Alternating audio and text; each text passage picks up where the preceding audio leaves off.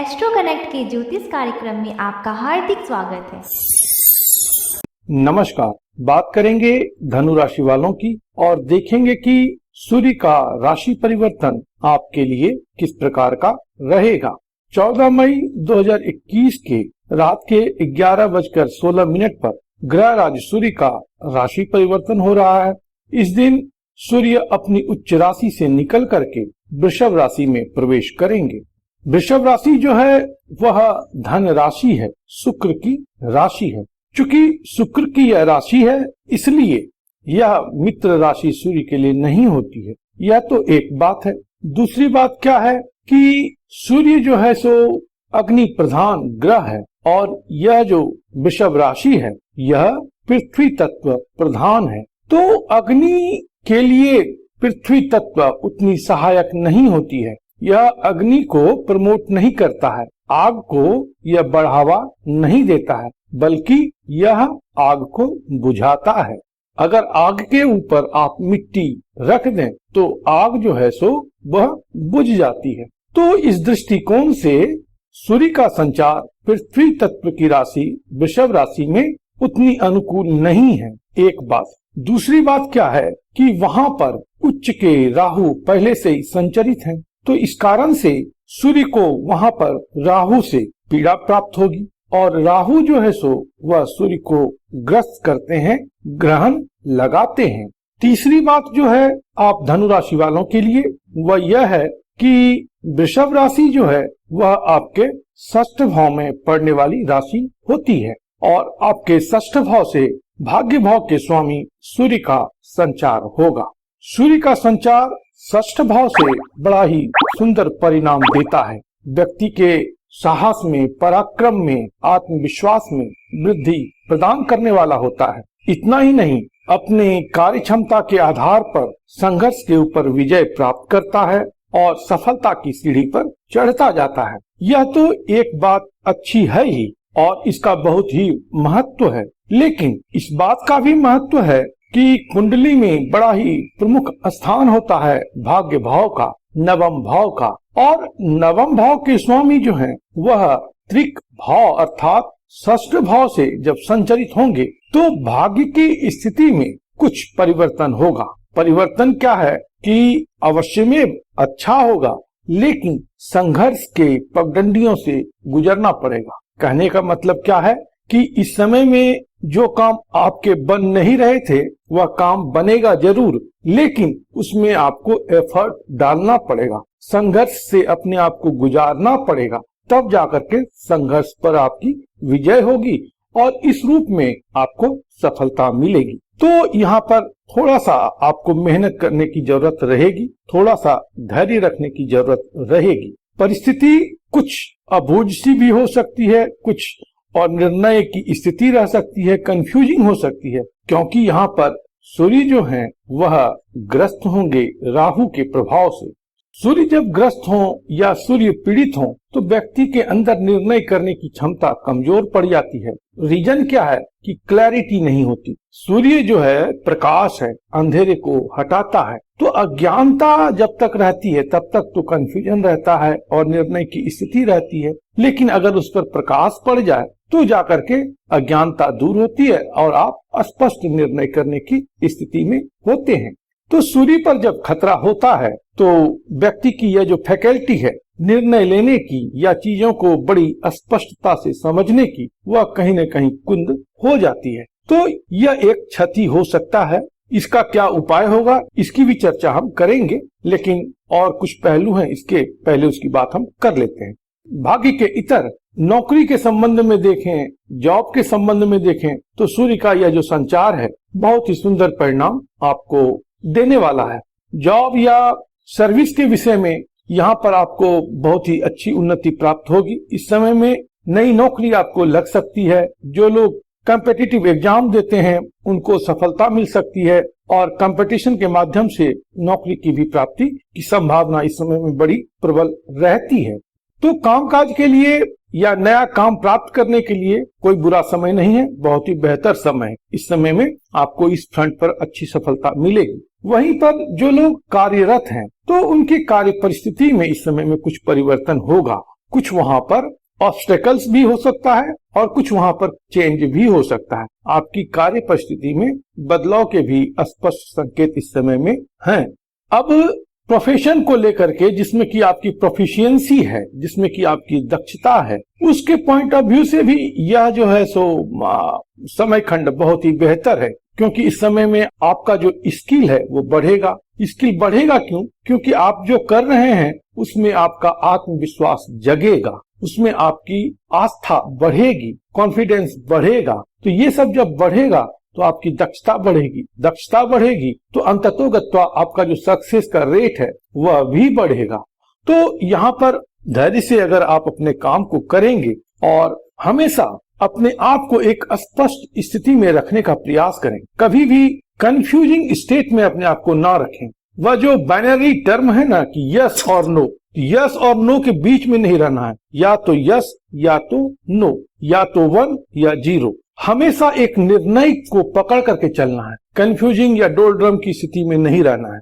और अगर आपने संकल्प ले लिया, चाहे वह गलत निर्णय ही क्यों नहीं हो, तो आप उस संकल्प को पूर्ण करने का प्रयास करें। अंततोगत्वा परिस्थिति आपके अनुकूल होगी और आप इस पर विजय प्राप्त करेंगे। इस बात को अंडरलाइन आप कर लें। गलत और सही कुछ भी नहीं है। हमारे रेफरेंस से कोई चीज गलत होता है, कोई चीज सही होता है, लेकिन अगर आप में जज्बा है, आप में मादा है, तो गलत को भी आप सही कर लेंगे। उसके लिए संकल्प शक्ति चाहिए। संकल्प शक्ति अगर अच्छा है तो सूर्य आपका बेहतर परिणाम देता है। तो पहले तो अपने आप को एक स्पष्ट स्थिति में रखने का प्रयास करें और तदोपरांत उस निर्णय के पीछे आप हाथ धो करके पड़ जाएं, पूरे संकल्प के साथ लग जाएं। आपको सफलता मिलके रहेगी, परिस्थिति आपके अनुकूल होगी, क्योंकि षष्ठ भाव जो है इस समय में बड़ा ही प्रबल है। जिसका षष्ठ भाव प्रबल होता है वह उलझनों से उलझता तो जरूर है, लेकिन सब बंधनों को वह तोड़ भी देता है। तो यहाँ पर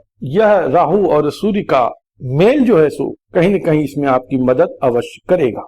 अब देखिए, षष्ठ भाव जो है वह डिस्प्यूट का है, लड़ाई झगड़े का भी है, और नवम भाव जो है वह पिता है, पिता का भाव है, बड़े अधिकारी हैं, प्रभावशाली लोग हैं, गुरु हैं, और यह झगड़े के भाव में संचरित होंगे और वहां पर झगड़ा लगाने के कारक ग्रह जो हैं सो राहु हैं। तो कहने का मतलब क्या है कि इस समय में पिता के साथ वैमनस्य की स्थिति हो सकती है, बॉस के साथ वैमनस्य की स्थिति हो सकती है, गुरु जो हैं उनके साथ आपका थोड़ा सा कांटेक्ट गड़बड़ हो सकता है, जो धार्मिक पुरुष हैं उनके साथ इस समय में आपकी उतनी नहीं जमेगी, यह भी हो सकता है, या उन पर से आपका विश्वास थोड़ा कम हो जाए, इस प्रकार की बात हो सकती है।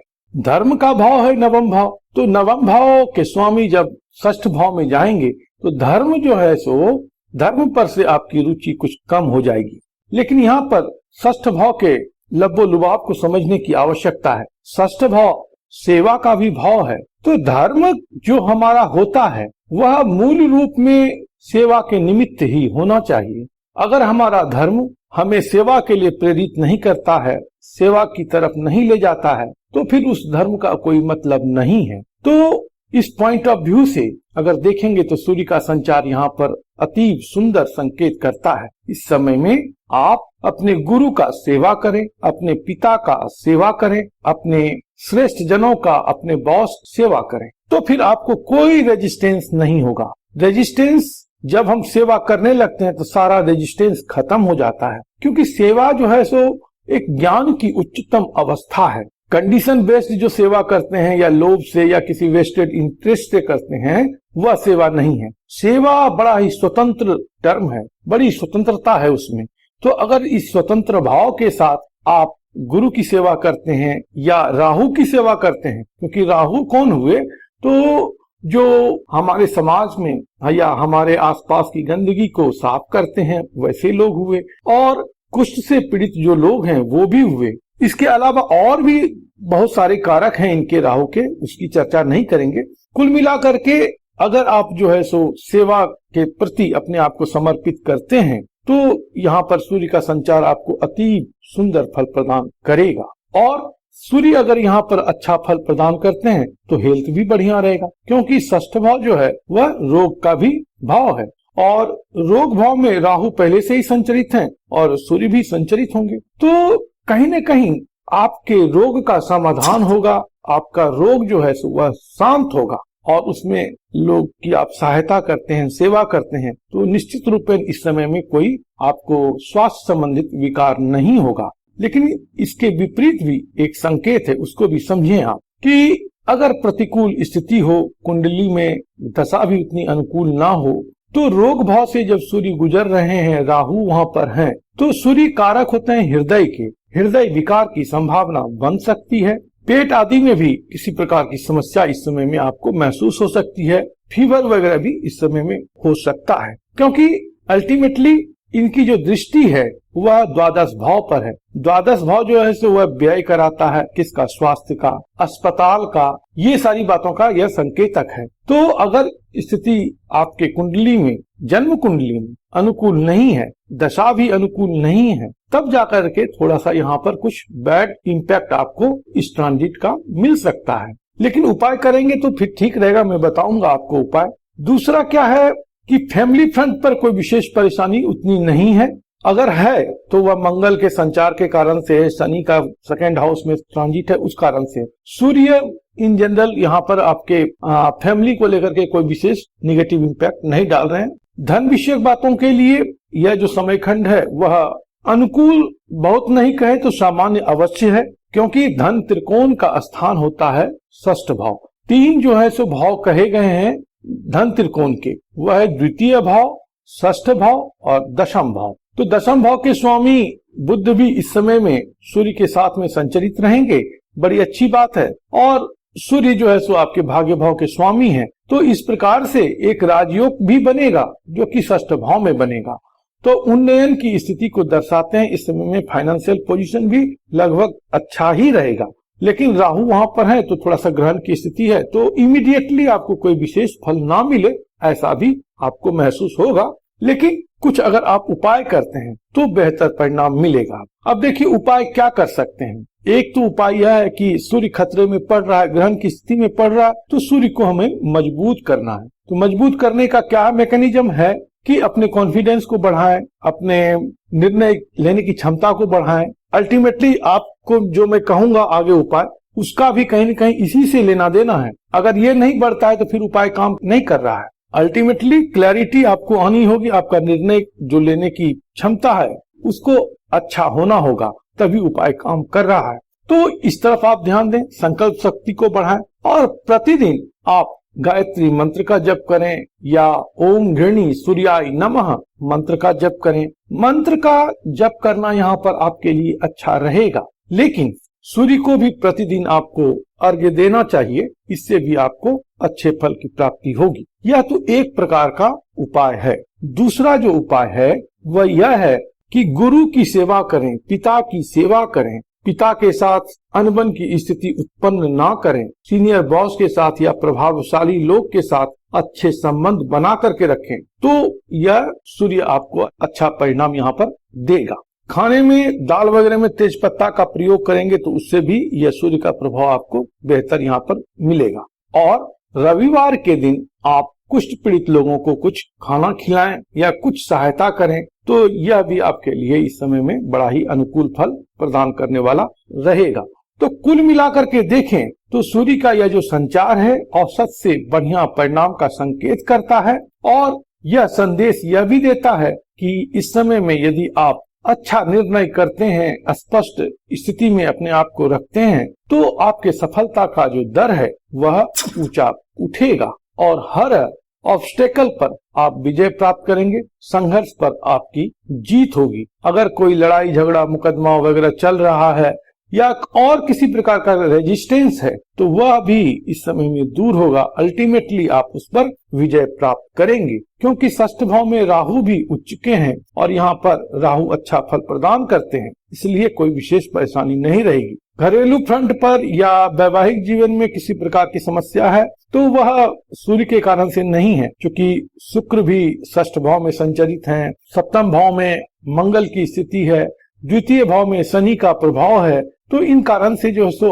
आपके पारिवारिक जीवन में कुछ परेशानी हो सकती है। लेकिन जहाँ तक सूर्य के वृषभ राशि में संचार की बात है तो यह कमोबेश बेहतर परिणाम का संकेत करता है। प्रभु आप पर कृपा करें, आप स्वस्थ रहें, मस्त रहें और व्यस्त रहें। ओम नमो भगवते वासुदेवाय।